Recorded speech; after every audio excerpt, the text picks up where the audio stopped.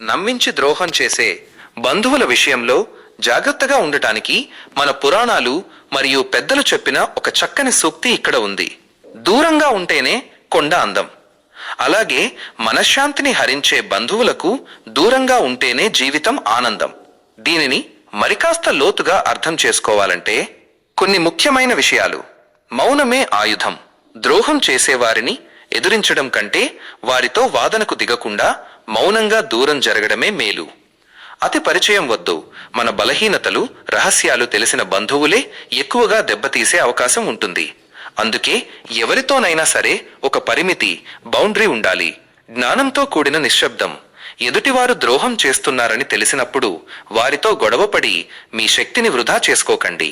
మీరు సాధించే విజయమే వారికి అతిపెద్ద సమాధానం కావాలి.